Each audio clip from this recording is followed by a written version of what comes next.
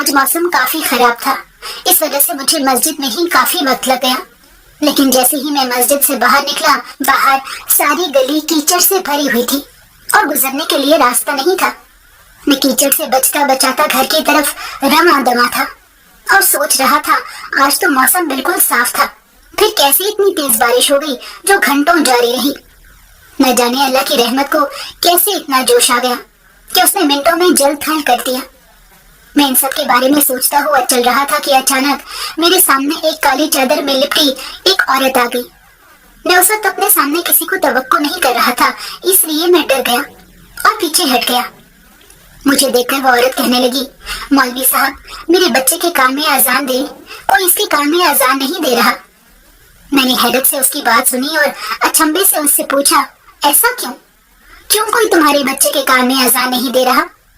میں نے حیرت سے پوچھا تو وہ کہنے لگی، کیونکہ میں ایک طوائف ہوں۔ یہ کہتے ہوئے اس کے چہرے سے چادر ہٹ گئی اور جب میں نے اس کا چہرہ دیکھا تو میرے پیروں تلے سے زمین سرک گئی۔ میرا نام خدا بخش ہے اور میں ایک محلے میں ایک مسجد کا امام ہوں۔ میری عمر اب 30 سال ہے۔ گھر میں صرف میری ماں ہوتی ہے، میں اور میری ماں ہم دونوں ہی اس گھر میں ہوتے ہیں۔ میرا رجحان بچپن سے ہی دینی تعلیم کی طرف تھا اور میں اسکول کی پڑھائی سے بھاگتا تھا۔ مجھے اسکول کی پڑھائی سمجھ ہی نہیں آتی تھی، میں دین کی تعلیم زیادہ شوق سے حاصل کرتا۔ یہی وجہ تھی کہ میں نے بہت چھوٹی عمر میں اپنا حفظ مکمل کر لیا۔ میرے استاد مجھ سے بہت خوش تھے کیونکہ میں نے نہ صرف چھوٹی عمر میں حفظ مکمل کیا تھا بلکہ بہت کم دورانیے میں اسے مکمل کر لیا تھا۔ یہی وجہ تھی کہ میں نے استاد نے مجھے عالم کا کورس کرنے کے لیے کہا اور میں نے عالم کا کورس بھی شروع کر دیا اور میں نے اس میں بھی نمایاں کامیابی حاصل کی۔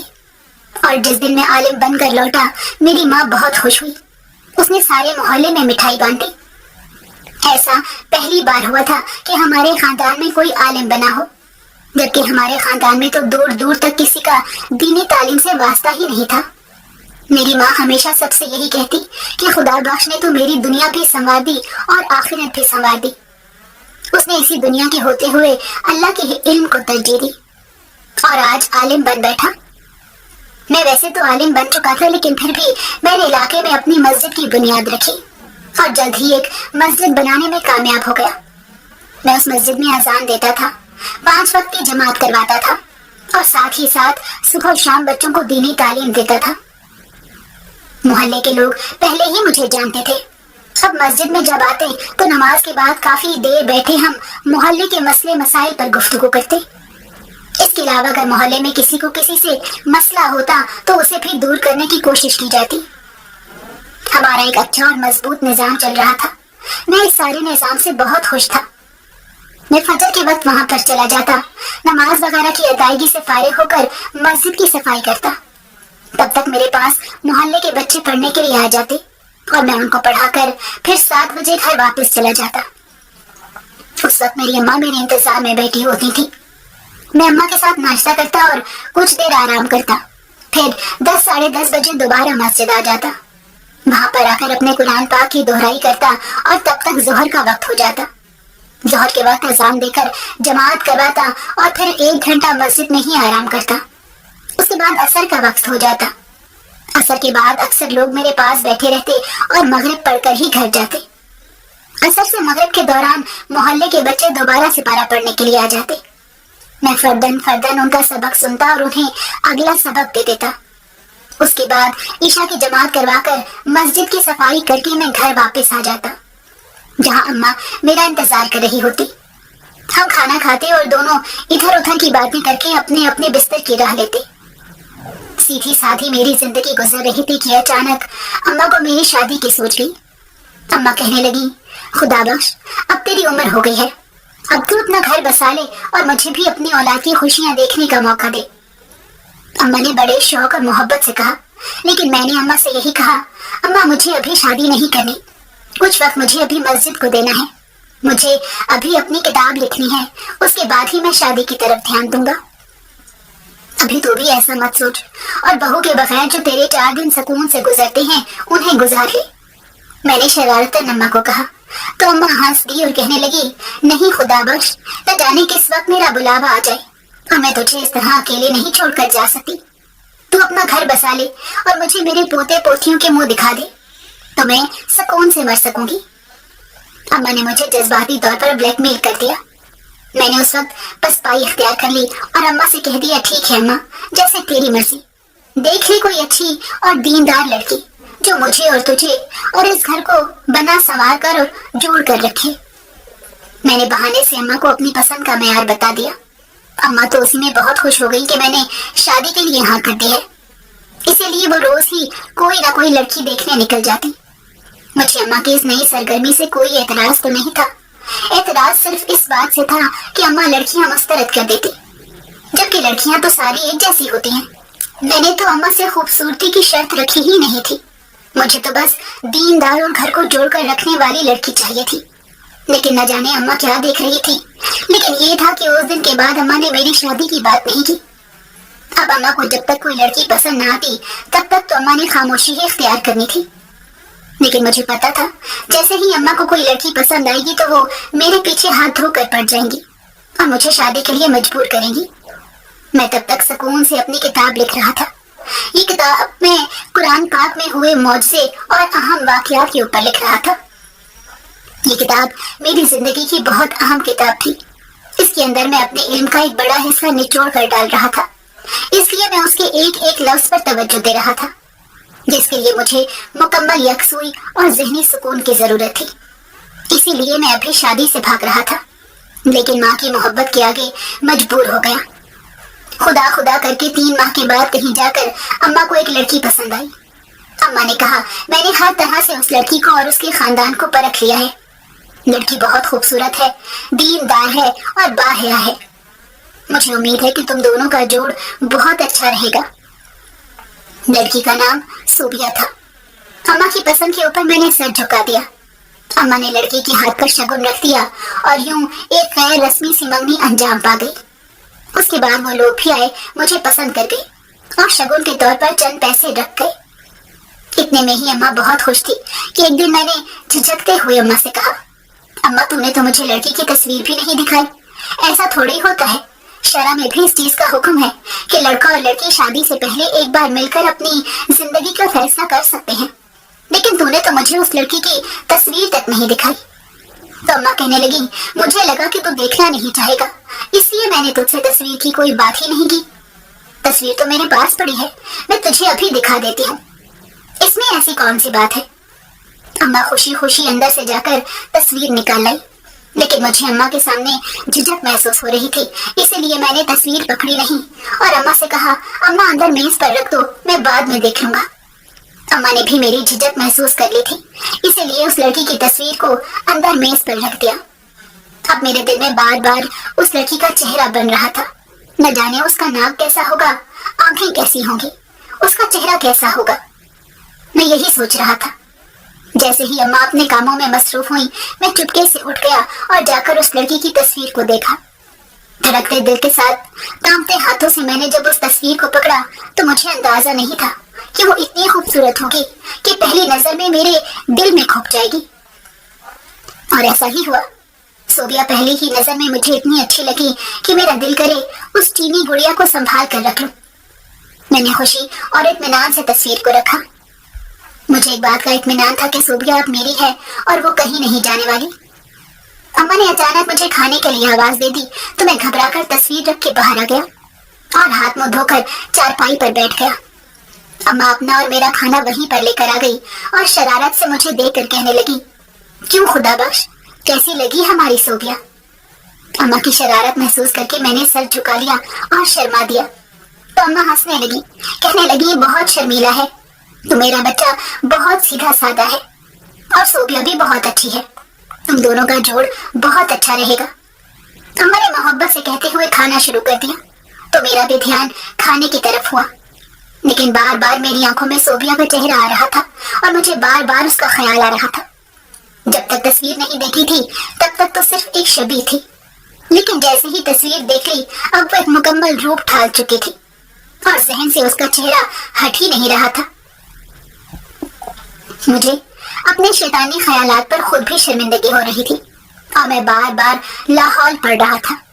لیکن میں کیا کرتا, जिंदगी में पहली बार मोहब्बत का जायका चखा था, इसलिए उसके आगे कमजोर पड़ गया था। इससे पहले मैंने कभी लड़कियों की तरफ ध्यान नहीं दिया था। मैं हमेशा अपनी तालीम में मसरूफ रहा, और अब जब अम्मा ने शादी की बात की और जिस लड़की के साथ शादी तय कर दी, वही लड़की दिल में ऐसी खुब गई कि मुझसे किसी और तरफ ध्यान नहीं दिया जा रहा था। सारी रात मेरी सोबिया के ख्यालों में ही गुजर गई और मैं शादी के बाद के मंसूबे बनाता रहा। मैंने तो ख्यालों में अपने बच्चों के नाम तक सोच रखे थे। आज मेरी जिंदगी की पहली रात थी जब मुझे नींद नहीं आई थी, वरना मैं रात को सूरज मुल्क पड़ता और थोड़ी देर बाद ही नींद आ जाती, लेकिन आज ऐसा नहीं हुआ था। सोबिया के ख्याल मुकम्मल तौर पर मेरे दिमाग पर कब्जा जमाए बैठे थे। फजर का वक्त हुआ तो मैं उठकर मस्जिद की तरफ चला आया।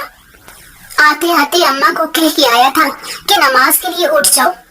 नमाज अदा करने के दौरान भी मेरी निगाहों के सामने बार बार सोबिया का चेहरा आ रहा था और मैं खुद को गुनहगार तस्वुर कर रहा था, क्योंकि हकीकी खुदा के सामने मैं एक मजाजी इश्क को सोच रहा था।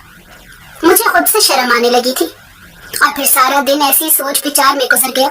और शाम को मैंने अम्मा से कहा, अम्मा मुझे तुझसे एक बात करनी है। मैंने झिझकते हुए कहा तो अम्मा कहने लगी, कहो क्या कहना है खुदा बख्श।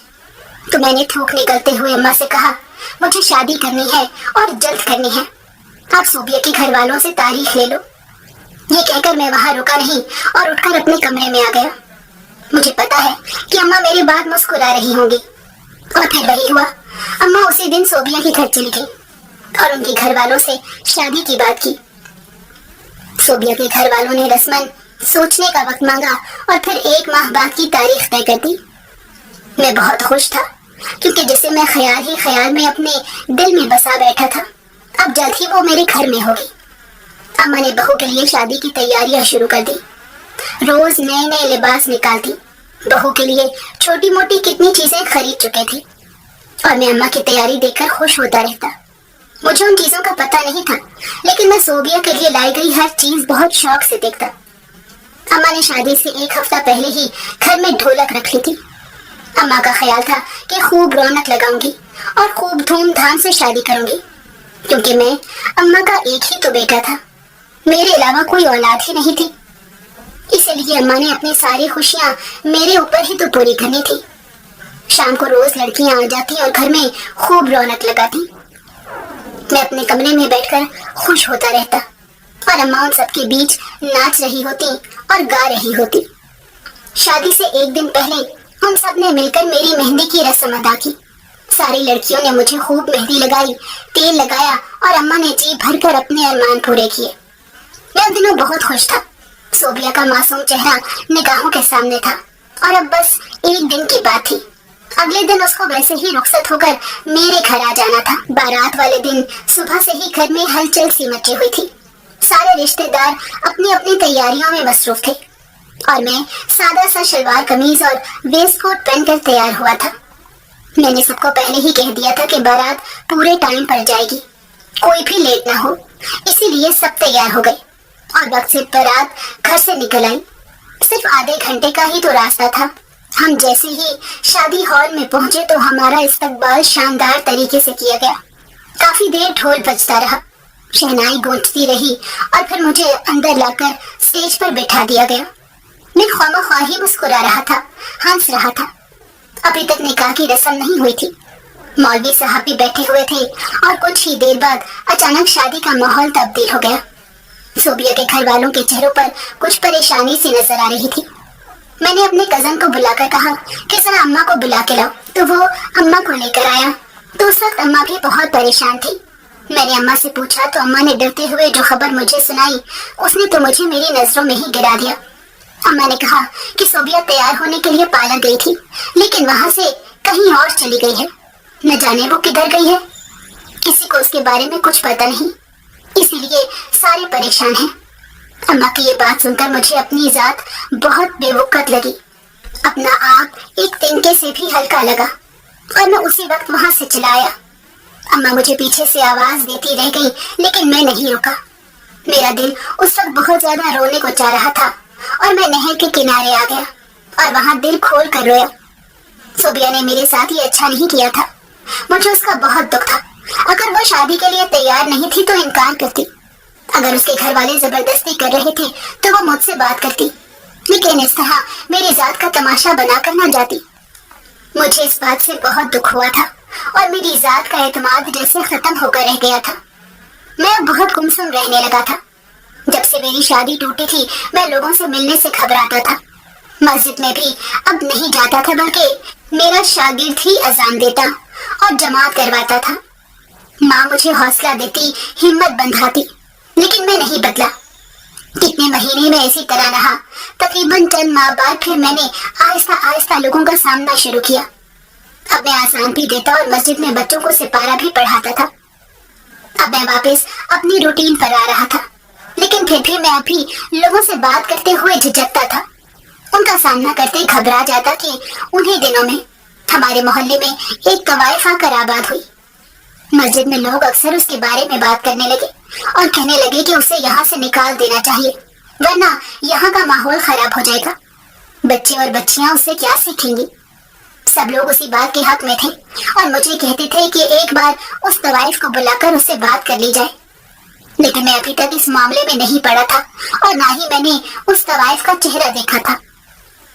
लोग कहते थे तो मैं सुन लेता था। उसके बारे में जो भी बात होती लोग बढ़ा चढ़ा कर बयान करते। अभी भी आजकल ये सुनने में आ रहा था कि वो तवाइफ हामला है और किसी का नाजायज बच्चा पैदा कर रही है। इस बात को लेकर मोहल्ले के लोगों में बहुत गम और गुस्सा था। स्टोर वाला उसे राशन नहीं देता था। मोहल्ले के किसी घर में तवाइफ को जाने की इजाजत नहीं थी। वो गली में निकल आती तो लोग मुंह फेर लेते। अलगर्ज लोग उससे शदीद नफरत करते थे। मैं उस तवाइफ के मुंह नहीं लगना चाहता था, इसीलिए मैंने इस मामले में कोई दिलचस्पी जाहिर नहीं की। लोग अपने तौर पर मुझसे कहते और मैं सिर्फ सर हिला देता। आज फिर रोजाना की तरह मामूल का एक दिन था। मैं असर के बाद मस्जिद से घर गया ही नहीं। यहीं पर बैठकर बच्चों को पढ़ाता रहा और फिर मगरिब की नमाज से फारिग होकर अभी बैठा ही था कि अचानक न जाने कहां से इतने जोरदार बादल गरजे कि हर तरफ अंधेरा हो गया। बादलों की घन गरज ने एक खौफनाक समा पैदा कर दिया था। मैं उस वक्त मस्जिद में अकेला था। रात का वक्त था और बादलों की घन गरज एक खौफ पैदा कर रही थी। इतने में ईशा का वक्त हो गया। मैंने ईशा की अजान दी, लेकिन शदीद बारिश की वजह से कोई भी मस्जिद नहीं पहुंच सका और मैंने अकेले नमाज अदा की। ईशा की अजान के कुछ देर बाद बारिश रुक चुकी थी और अब मतलब तकरीबन साफ था। मैंने भी मस्जिद को ताला लगाया और घर की तरफ निकल पड़ा। बाहर गली में बहुत ज्यादा कीचड़ था। जगह जगह बारिश का पानी खड़ा था। मैं उन सब से बचता बचाता आगे चलता आ रहा था। उस वक्त इलाके की लाइट भी बंद थी। चांद की हल्की हल्की रोशनी फैली हुई थी। मैं बहुत आराम से चलता जा रहा था। सारे घरों के दरवाजे बंद थे। बारिश की वजह से कोई भी गली में नजर नहीं आ रहा था। मैं गली का मोड़ मोड़ने लगा तो एकदम सामने एक औरत आ गई। मैं जरा घबरा गया था क्योंकि मुझे उम्मीद नहीं थी कि इस तरह अचानक मेरे सामने कोई आ जाएगा। वो औरत मेरे करीब आ गई और मुझे कहने लगी, मौलवी साहब, मुझे आपसे मदद चाहिए। इस मोहल्ले में कोई भी मेरी मदद नहीं कर रहा। खुदारा आप तो मेरी मदद करें। उसने बहुत रकत आमेज लहजे में कहा तो मैंने उससे पूछा, कैसी मदद? तुम कौन हो? तुम्हें कैसी मदद चाहिए? तो वो कहने लगी, कोई भी मेरे बेटे के कान में आजान नहीं दे रहा, लेकिन खुदारा आप इनकार मत कीजिएगा, मेरे बेटे के कान में आजान दे दे। उस औरत ने बेबसी भरे लहजे में कहा तो मैंने उससे पूछा, तुम कौन हो? मैंने पहले कभी तुम्हें यहाँ नहीं देखा। तो वो कहने लगी, मैं वही तवाइफ हूँ जिसे सारा मोहल्ला गालियां निकालता है और बुरा भला कहता है। ये कहते हुए उसके चेहरे से जरा सा नकाब हट गया और मैं उसका चेहरा देखकर हैरत से शौक रह गया। तुम? मैंने हैरानी से उसे मुखातिब करते हुए कहा। तो वो आंखों में उलझन भरे मुझे देखने लगी। क्या आप मुझे जानते हैं? उसने उम्मीद से पूछा तो मैं नजरें चुरा गया। मैं उसे अपना हवाला देना नहीं चाहता था। मैं उसे नहीं बताना चाहता था कि मैं कौन हूँ और वो मेरी कौन थी। लेकिन फिर उसकी हालत और बेबसी देखकर मैंने एक गहरा सांस भरा और उसे कहने लगा, हाँ मैं तुम्हें जानता हूँ। पहले ये बताओ बच्चा कहाँ है? मैं उसके कान में आजाद लूं और फिर तुम मुझे बताना कि तुम यहाँ तक कैसे पहुंची सोबिया। मैंने उसे उसके नाम से मुखातिब करते हुए कहा तो वो हैरत से मुझे देखने लगी। कहने लगी, अब तो मेरा असल नाम भी जानते हैं, जबकि यहाँ पर किसी को मेरे असल नाम का नहीं पता। और आप कौन हैं? उसने उलझे हुए सवाल किया तो मैंने उसे कहा, मैं खुदा बख्श। तुम्हारी मुझसे शादी होने वाली थी और तुम उस दिन ही वहां से भागी थी। मैंने इंकशाफ किया तो वो सुनकर शर्मिंदा हो गई और कितनी देर कुछ बोल ही न पाई। लेकिन मेरा ये मकसद नहीं था कि मैं उसे शर्मिंदा करूं, इसलिए मैंने उसे कहा, पहले मुझे बच्चे के कान में आजान देने दो, फिर तसल्ली से बैठकर मुझे बताना तुम्हारे साथ क्या हुआ है और तुम यहाँ तक कैसे पहुंची हो। मैंने उससे कहा और उसके साथ उसके घर की तरफ चल पड़ा। उसके घर में उसकी बेबसी नजर आ रही थी। उसके पास गिनती की चंद चीजें थी। गुजर बसर करने के लिए सिर्फ थोड़ा सा सामान था, लेकिन शायद वो उसी में खुश थी। घर में दाखिल होते ही उसने चारपाई की तरफ इशारा करके मुझे बैठने का कहा और खुद बच्चा लेकर मेरे करीब आ गई। मैंने बच्चा उसके हाथों से लेकर बच्चे के कान में आजान दी। बच्चा मुझे 1 हफ्ते 10 दिन का लग रहा था। जैसे ही आजान देकर फारिग हुआ तो वो शर्मिंदगी से मुझे कहने लगी, मुझे माफ कर दे खुदा बख्श, मैंने आपके साथ बहुत ज्यादती की। मैंने अपने घर वालों को शादी से इनकार किया था, लेकिन वो नहीं मानी। उनका कहना था कि ये रिश्ता हर लिहाज से अच्छा है, इसलिए इनकार करने का कोई जवाब नहीं बनता। लेकिन मेरी एक गलती थी, मैं उनको अपनी पसंद के बारे में नहीं बता सकी, जिसकी वजह से आज मैं यहाँ पर इस हाल में हूँ। उसने शर्मिंदगी से कहते हुए मुझे बताया तो मैंने उससे पूछा, तुम अगर शादी से पहले मुझे बता देती तो मैं तुम्हारा साथ देता। मैं खुद उस शादी से इनकार कर देता और कभी तुम्हारे ऊपर कोई इल्जाम नहीं आने देता, लेकिन तुमने मुझे इस काबिल नहीं समझा। मैंने यासियत से कहते हुए उसे देखा तो वो शर्मिंदगी से सर झुका गई और फिर कहने लगी, मैं अपने ही मोहल्ले के एक लड़के अली को पसंद करती थी। अली बहुत खूबसूरत और जवान मर्द था। छत पर ही एक दूसरे से बातचीत करते हुए न जाने हम मोहब्बत में कब इतना आगे आ गए, एक दूसरे के साथ शादी के ख्वाब देखने लगे। उन्हीं दिनों में घर में मेरी शादी की तैयारियां शुरू हो गई। घर वालों ने मेरा रिश्ता आपके साथ पक्का कर दिया था, जबकि मुझे आपसे शादी नहीं करना थी। मुझे तो अली के साथ शादी करना थी। मैंने घर में बहुत इनकार किया, हर तरह से रस्से तुड़वाए, लेकिन घर वाले नहीं माने। उनका कहना था कि जब कोई इनकार की वजह ही नहीं तो हम क्यों इनकार करें। यूं मैं चुप हो जाती।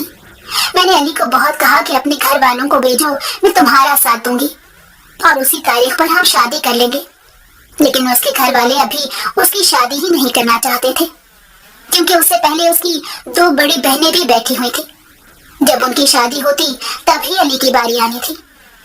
अली इस मामले में बेबस था, लेकिन वो मुझे भी खोना नहीं चाहता था, इसलिए उसने मेरे सामने एक ऑप्शन रखा, जिसके बारे में मैंने पहले तो इनकार कर दिया, लेकिन फिर जो शादी के दिन करीब आते जा रहे थे, मैं उसकी बात सोचने पर मजबूर हो गई और शादी वाले दिन उसकी बात पर अमल करते हुए मैं भाग गई। मैं और अली भागकर अली के एक दोस्त के घर गए थे, जहां उसने अगले दिन हमारे निकाह का बंदोबस्त कर रखा था।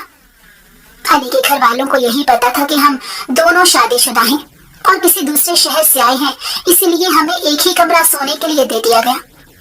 मुझे बहुत घबराहट हो रही थी और अली भी थोड़ा गैर आरामदेह महसूस कर रहा था।